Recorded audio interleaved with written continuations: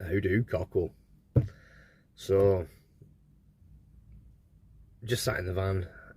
It's been a bit warm, to say the least. So I've just been sat in the van between jobs. I've got a couple of jobs left to do today. But just got off the phone with Damien at Ionic Systems, and we're now having van 2 refitted with a larger tank. We tend to do on Wednesdays, it's just materialised that way, that on Wednesdays we have 2 guys working together in one vehicle, and we put all the climbing jobs on that day. So 2-man operation on that day, and we found ourselves with more jobs that involve, you know, getting up on a roof or getting up on a step roof, you know, on like an extension sort of thing. We're not going up on 2-story roofs or massive, you know, massive 3-story buildings or anything like that. Nothing as daft as that. We're not doing that. But I always like that, you know, if the guys have a job that involves climbing, either I go and do it on my own, or have someone with me. But if I send someone to do that job, I will send them in a pair. Obviously, health and safety, etc. You know, you've got a duty of care, and obviously, you know, there's no reason why I can't send 2 guys to do the climbing jobs 1 day a week. So it's just turned out that way, that on a Wednesday we tend to have a lot more climbing jobs. So that's when we buddy up. I have Adam and Carl. They go out and do the climbing jobs, and yeah. So, but the problem with doing that is we've noticed that van 2 has a smaller water tank, 500 litres, and it's not ideal for 2-man working, because you're forever running out of water, having to go back to my place and top the water up and then go back out again. So it's not, you know, we try to be a bit more efficient, and you know, with the price of fuel being what it is, you know, we've got to be as efficient as we can. I wanted to do this video today just to talk through hindsight being 2020, and the decisions that you make ultimately can come back and bite you a little bit. So when I got my second van, the idea was I only wanted a 500 litre tank in there because I had a heater as well. The heater is quite heavy, and that was going to be my vehicle, and the other vehicle was going to, you know, was going to send out a couple of guys to go and do a few bits and pieces, and that vehicle with the smaller tank is what I would use to tootle around, give quotes in, do the odd job, etc. But not as, you know, do maybe half a day on the tools, etc. So I only needed, you know, a 500 litre tank for the size of jobs that we do. And if I'd have kind of realised where we would have ended up, I'd have probably done a different thing altogether. So what we're doing is, at the end of this month, Ionic are coming to collect the second van.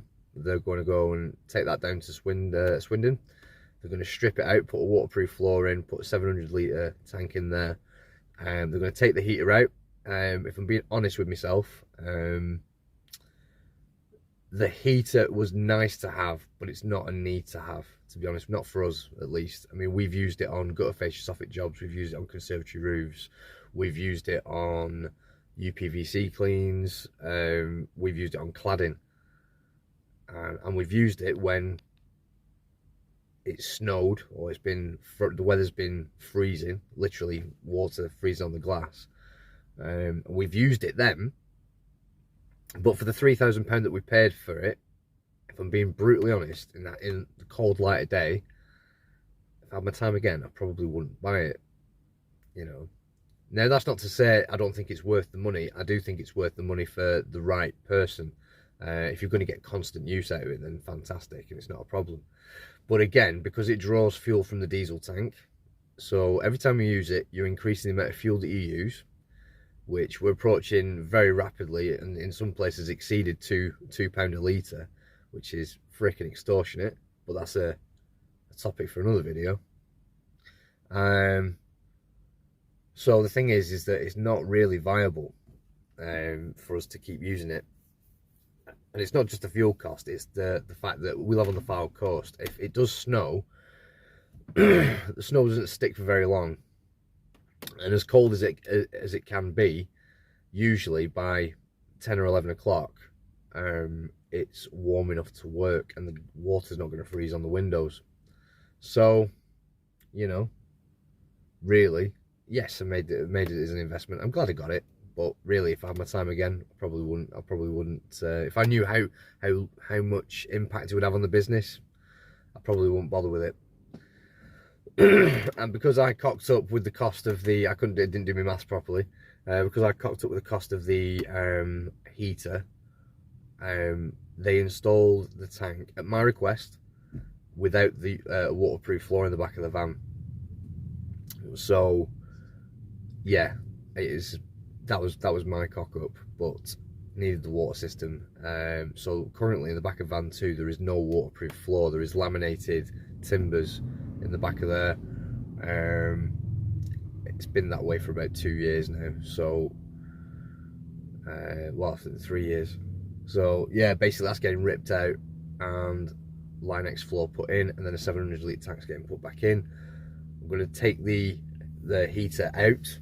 And then basically what's happening is because I bought it from Ionic and it's an Ionic system, they're going to sell that heater reconditioned, and then I'm going to offset the cost of that from Ionic to get the waterproof floor.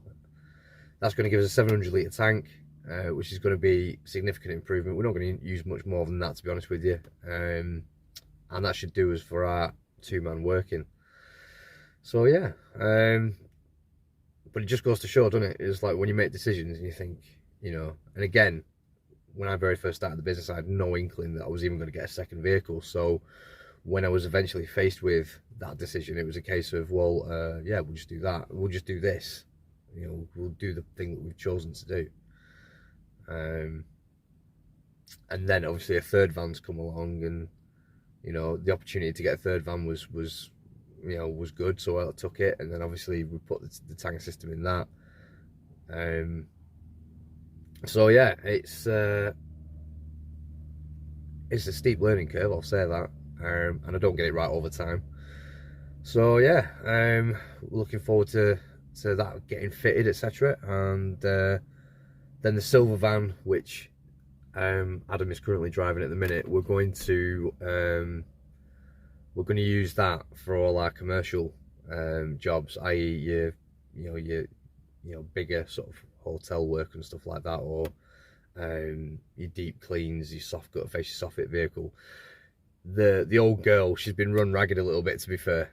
I got that silver van when it was like 77,000 miles on the clock. It's approaching 130,000 now.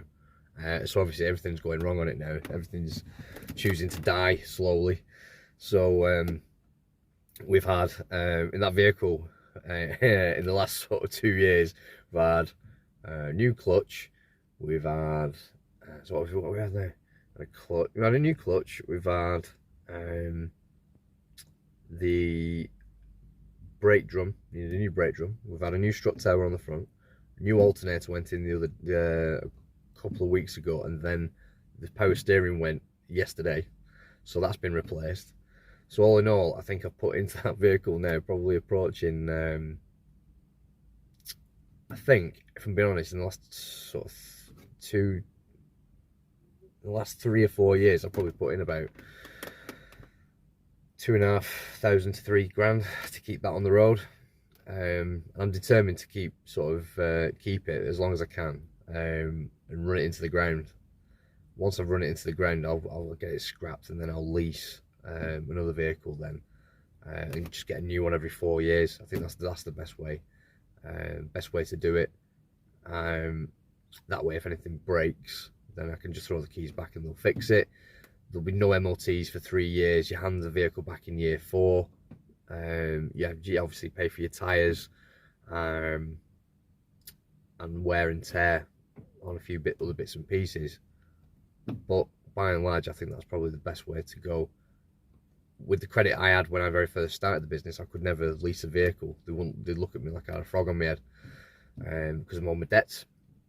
But obviously, since all that's been cleared, I think that's probably the way to go. I think is to lease a vehicle and the equipment that goes in it, and just get new every 4 years. So yeah, that's us. But yeah, try and make decisions. You know, that's a lesson for me at least. To try and make decisions with the long term in mind. So yeah. Anyway, keep on keeping on, guys. I'm about to get back to work and finish off. Have a cracking weekend. All very much. See you in a bit. Take care, guys.